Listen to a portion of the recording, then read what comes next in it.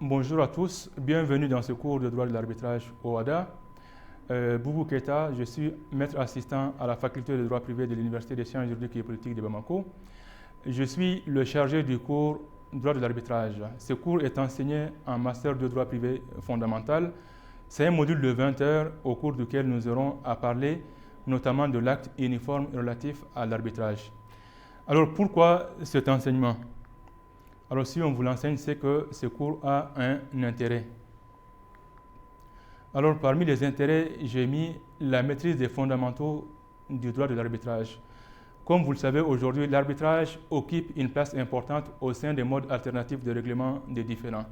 On estime que la justice étatique est longue, elle est coûteuse, elle est imprévisible et donc, dans bien des cas, dans les contrats d'affaires, on a recours à l'arbitrage.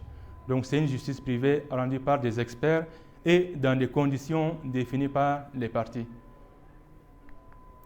Alors j'ai mis également anticiper le contentieux de l'arbitrage lorsque vous rédigez des contrats.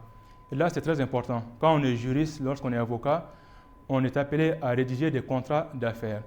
Et dans ce contrat d'affaires, il est important d'anticiper tout contentieux.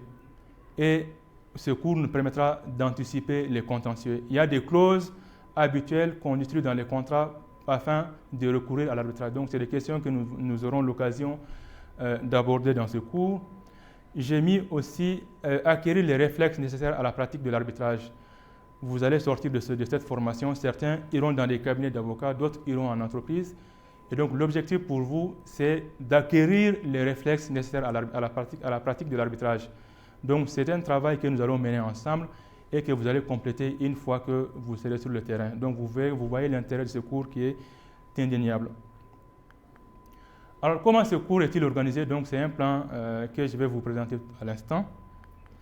Nous verrons dans un chapitre 1 le cadre général de l'arbitrage. Donc, c'est quoi l'arbitrage? Pourquoi l'arbitrage?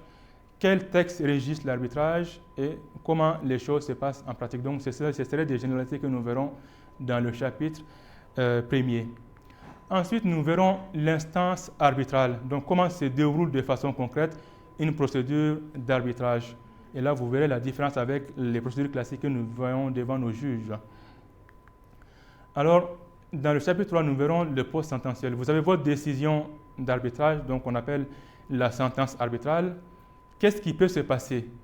Vous pouvez faire exécuter la décision, et là encore, la loi nous dit comment la faire exécuter, ou la décision peut faire l'objet de recours, et là, la loi définit les voies de recours contre la sentence arbitrale. Ensuite, nous verrons, et là, c'est une spécificité du droit au OHADA, l'arbitrage devant la Cour commune de justice et d'arbitrage de l'OHADA.